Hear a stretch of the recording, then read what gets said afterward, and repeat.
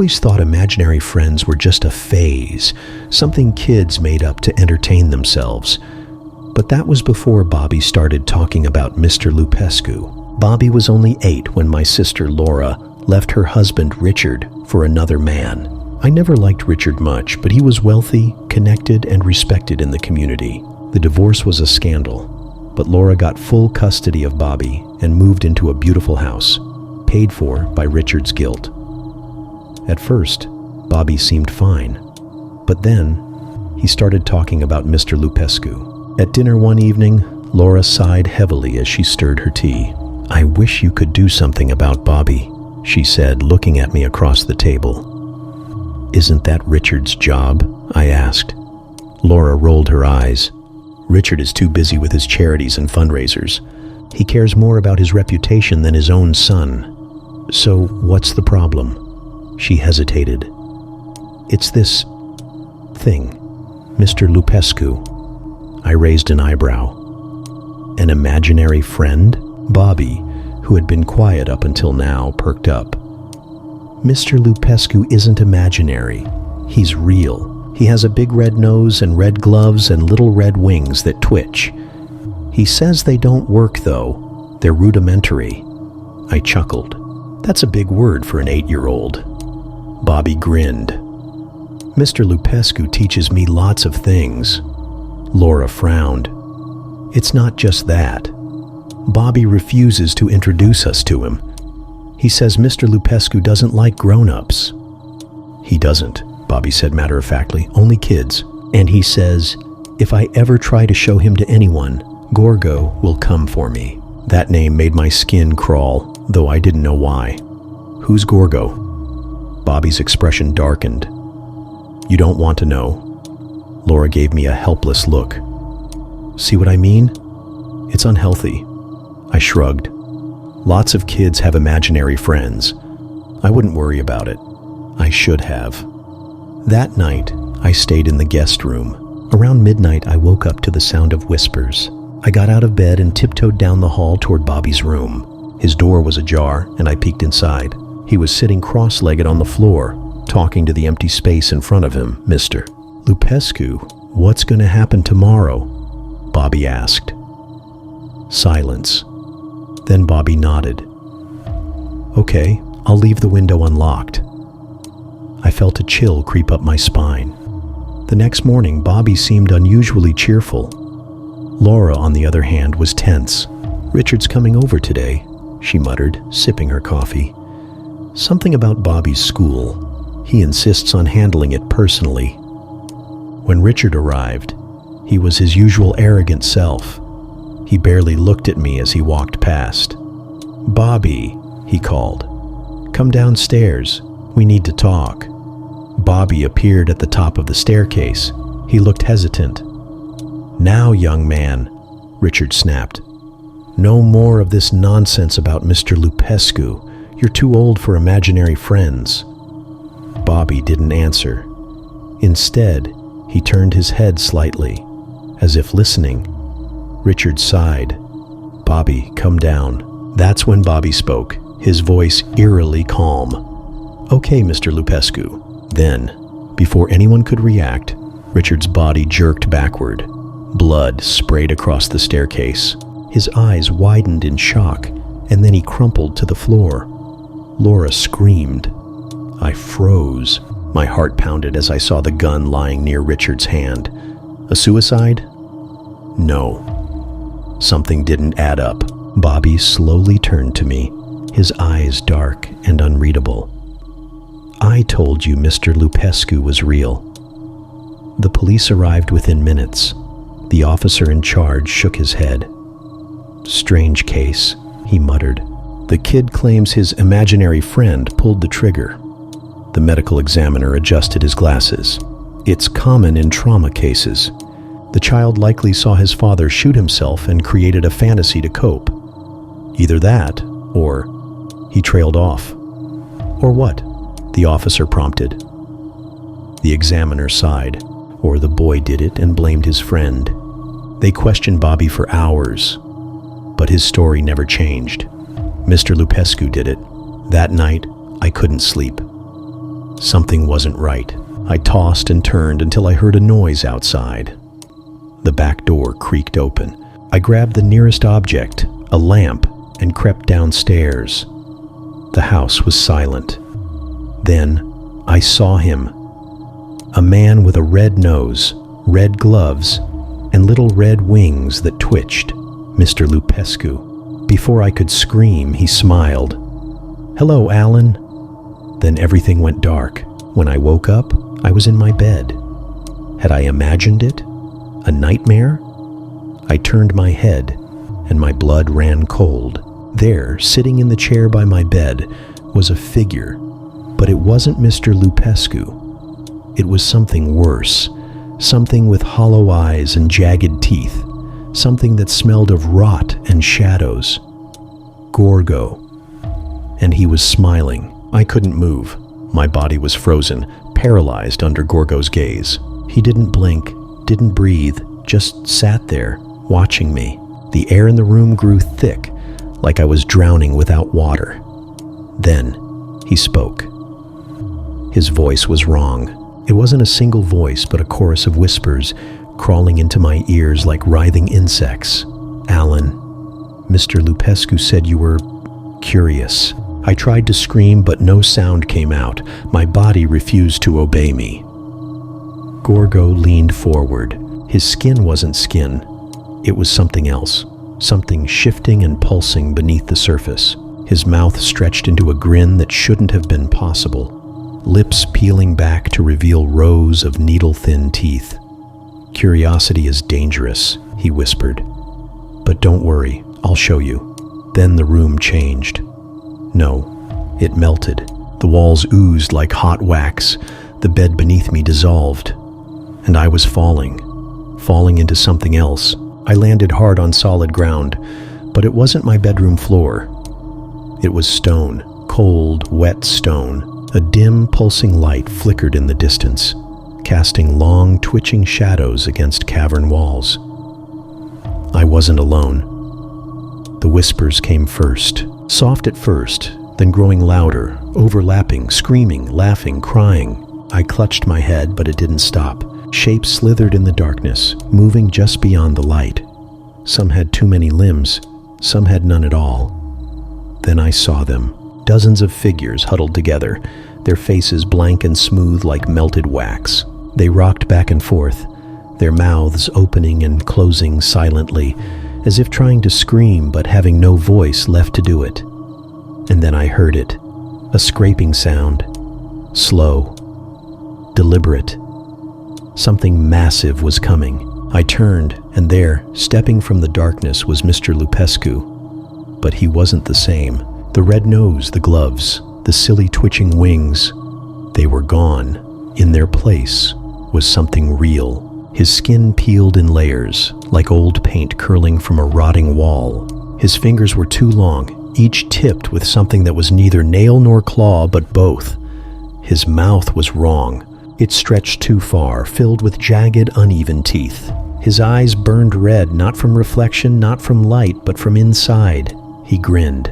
"You wanted to see, Alan," he rasped. "Now you belong here." I ran. The cavern twisted around me, walls breathing, the stone shifting like it was alive. The whispers turned into screams, some pleading, some laughing, all hungry. Something grabbed my ankle. I kicked, but it held firm. A hand, small, childlike. Bobby's. His face was pale, his eyes dark pits of emptiness. His mouth moved, but no words came. Just a dry, rasping noise. I yanked myself free and ran. Ahead, the tunnel opened into a vast, endless void. The ground just stopped, and Mr. Lupescu was right behind me. I had no choice. I jumped, and then I was in my bed, gasping, sweating. The room was silent. No sign of Gorgo. No Mr. Lupescu. Just my familiar bedroom. Had it been a dream? A hallucination? I sat up, heart hammering. My throat was raw, like I'd been screaming for hours. Then I saw it. Scratched into my bedside table, deep into the wood, were 3 words. See you soon. I bolted out of bed and ran to Bobby's room. He was gone. The window was wide open. A gust of wind blew in, carrying the sound of distant laughter. Not Bobby's, Mr. Lupescu's. And somewhere, beneath that laughter, something deeper, darker, and hungrier was laughing too. Gorgo. And I knew without a doubt that Bobby wasn't coming back, ever. I stood there, frozen in Bobby's empty room, the wind from the open window brushing against my skin like unseen fingers. The laughter was still there, distant, yet everywhere, echoing inside my skull. I stepped forward. The floor creaked beneath me. Something moved outside. Not just the wind, a shape, crawling, twisting, shifting wrong. My hands trembled as I reached for the window frame, peering out into the night. The street below was empty, but the shadows weren't still. They stretched, swayed, slithered, like something inside them was breathing, watching. Then I saw him, Mr. Lupescu. He stood at the far end of the street, bathed in the sickly glow of a flickering streetlight. But he wasn't standing right. His body was elongated, his arms too long, his fingers dragging against the ground. His head tilted, unnatural, unnatural, unnatural, like a broken marionette waiting for someone to pull the strings. And his grin, wide, too wide, splitting his face like a gaping wound. I couldn't move, couldn't scream. Then, his head snapped in my direction. The streetlight above him shattered. Darkness swallowed him whole. I staggered back from the window, heart hammering against my ribs. The laughter was closer now. I turned, and the door slammed shut. My breath hitched. The air in the room thickened, pressing against my chest like invisible hands. The shadows in the corners stretched, deepened, became something else. I reached for the door handle. Locked. The window behind me slammed shut. A whisper slithered through the room. "You let him see me, Alan." The voice was everywhere and nowhere. I spun, pressing my back against the door. The room was breathing. The walls bulged, contracting like lungs, the ceiling stretching upward into endless darkness. The bed melted into a writhing pit of shifting hands, grasping, reaching, clawing, and then Bobby stepped from the shadows. But it wasn't Bobby anymore. His eyes were gone, just black, yawning voids, and his skin was wrong, shifting in waves like something underneath was trying to crawl out. His mouth opened wider, wider, wider, until it was nothing but a gaping black hole that split his face in two. "Gorgo wants you now." The shadows surged forward. I screamed, and everything went black. I woke up in my bed, sweating, shaking, my throat raw. Morning light spilled through my window. Birds chirped outside. The world was normal, a dream, just a nightmare. I let out a breath, pressing my palm against my face. But something felt wrong. The air, it was thick, damp. I sat up slowly, my stomach twisting into a knot. And then I saw it. Not my room, not my bed. Stone walls, damp, black stone. The air stank of rot. I wasn't home. I was somewhere else. Footsteps echoed in the distance, slow, deliberate, claws against stone. I turned, my body trembling. The corridor stretched endlessly, the walls shifting, pulsing like living flesh. At the far end, barely visible in the dim, flickering light, Mr. Lupescu. He stepped forward, his twisted grin splitting his face. His red eyes burned in the darkness. And behind him, something else moved. Something bigger. Something I couldn't see, only feel. Something hungry. The walls around me whispered, voices crawling under my skin. I knew then. I wasn't waking up. Not ever. I had stepped into the place where nightmares were born, and there was no way out. Not now. Not ever, Mr. Lupescu took another step forward, his laughter curling around me like smoke. "Welcome home, Alan." The darkness breathed around me. I could feel it, cold, wet, pulsing. The walls stretched upward into nothing, shifting like they were alive. The air was thick, suffocating, filled with a distant humming that wasn't a sound, but a sensation. Something pressing against my skull from the inside. Mr. Lupescu stood there, his elongated fingers twitching, his too wide grin stretching across his face. His red eyes pulsed, flickering like dying embers, his head tilting in sharp, jerky movements. Behind him, something moved. Something massive. I couldn't see it, but I felt it. The space behind him bent, warped around an unseen presence. A shape too large, too monstrous for my mind to grasp. The shadows rippled as something inside them took a step forward. The sound of flesh peeling from flesh. Bones grinding against each other. A wave of nausea rolled through me. My stomach clenched. My skin prickled with something worse than fear. I had the overwhelming urge to run, but my feet wouldn't move. Mr. Lupescu's grin widened. His lips stretched past the boundaries of his face, splitting his cheeks. Black, glistening gums peeled back over jagged teeth. Too many teeth. His voice came in a whisper that scraped against my bones. "Do you want to meet him, Alan?" My throat closed. My body locked up. The presence behind him shifted again. I felt something stretch forward. Not a hand, not a limb, but something else. Something my mind refused to comprehend. The air warped. My skin crawled. Then I heard it. A voice. Not spoken. Not even a sound. A thought injected directly into my brain. "Let me in." I stumbled back, pressing against the cold stone wall. Mr. Lupescu stepped closer. His body twitched and jittered, like he was held together by strings, like something else was inside him, wearing him. "Say yes, Alan." The voice slithered into my head, thick, oily, wrapping around my thoughts like a noose.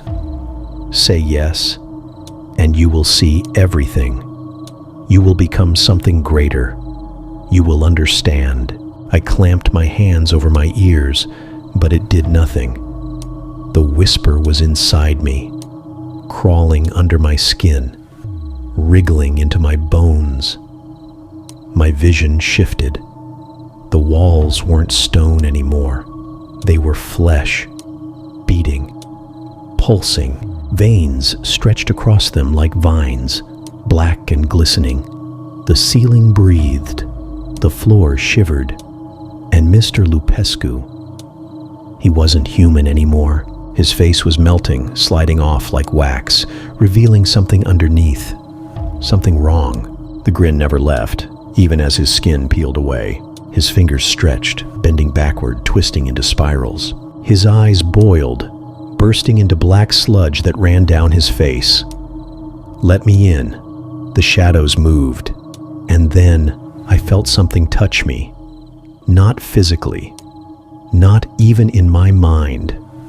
It touched who I was. A cold, clawed presence dug into my soul, prying it apart like rotten fruit. And for the first time, I screamed.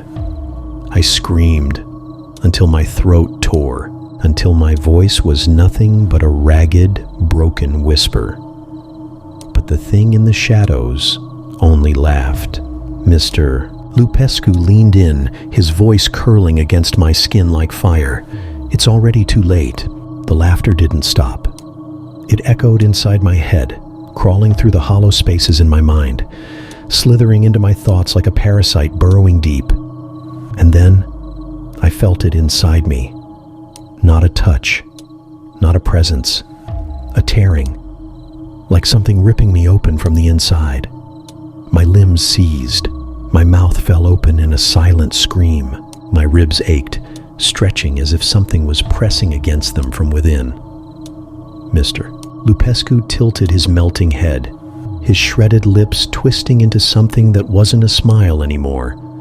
It was hunger. His fingers curled inward, and I felt my own curl with them. I tried to move, tried to fight, but I wasn't in control anymore. My hands twitched, my legs stiffened, my neck snapped upward like a puppet being yanked by invisible strings. No, no, no, no. Something was wearing me. Something was inside me. And then I saw it, the shape in the darkness. It stepped forward. It wasn't a shape. It wasn't a figure. It wasn't something I could describe with human words, because it did not belong in this world. It was shifting, changing, wrong. It was all teeth, but no mouth. It was all eyes, but no face. It was all limbs, but no body. It folded in and out of itself, like space was bending to accommodate it. And when it moved, the world around it suffered. The air screamed, the walls bled, the shadows wept, and then it touched me. Not with hands, not with limbs, with something else, something that did not belong. And suddenly, I remembered things that had never happened to me. I remembered dying. I remembered being buried in a place that did not exist. I remembered flesh unraveling like wet paper. I remembered names that had no sounds. I remembered time before time. And I remembered it was always inside me. The thing in the dark had always been waiting. And now it was awake. My body spasmed. My vision split. I saw two things at once. The world in front of me and the world underneath it. A place where bones stretched like trees, where the ground was made of screaming faces, mouths frozen open in endless, silent agony. A place where the sky was alive, pulsing, shifting, watching. I saw it waiting for me. I saw it welcoming me home. Lupescu whispered in my ear, his breath like dying embers. It's done. You are his now. And the last thing I heard, before the world ripped apart, before I became something else, was the voice in the dark. The voice that was never mine. Thank you for letting me in. The voice inside me wasn't just speaking anymore, it was multiplying. A chorus of whispers slithering through my skull like centipedes with too many legs, their feet scraping against the inside of my mind. They were peeling me apart. I could feel them unraveling me, not like a person being torn to pieces, but like a concept being erased from reality itself. I opened my mouth to scream, but no sound came out, because my voice wasn't mine anymore. It was his, the thing in the dark, the thing that had always been there, the thing that had always been waiting. And then, I saw what I was becoming, not human, not creature, not even a thing. I was folding. My body, no, my essence, was crumpling inward, shrinking and expanding, stretching and twisting into something that did not belong in this world. I felt my fingers multiply. I felt my bones melt. I felt my skin peel open like paper. And beneath it, there was nothing, not flesh, not blood, not even darkness, just absence. Like I had never been here at all, like I was never meant to exist. And then, the world cracked open. I saw beyond it, beyond the walls of reality, beyond the thin, fragile fabric of time. I saw where the things before time were waiting. I saw their hands. They were so close, reaching, stretching, welcoming me home. And then, Mr. Lupescu smiled, a smile that wasn't his anymore, a smile that was for them. And the last thing I knew before I stopped being anything at all, before I became part of the thing that had been waiting for me since the first time I closed my eyes as a child, was the feeling of its hands, pulling me through, pulling me out of this world, and into the place beyond nightmares, the place where things like me belong. There are no words for what comes next, no language for the place beyond nightmares, No thoughts for what I had become, only the feeling of being unmade. And the things that welcomed me, they had no faces, no forms, no shape that made sense. They were not things at all. They were hunger. They were time before time. They were the reason the dark is afraid of itself, and I was part of them now. Or maybe I always had been. Maybe I was never human to begin with. Maybe I was just waiting to come back, waiting for Mr. Lupescu to bring me home. And now, I was here, inside the abyss, inside something deeper than hell, something older than death, a place where there was no pain, no joy, only knowing.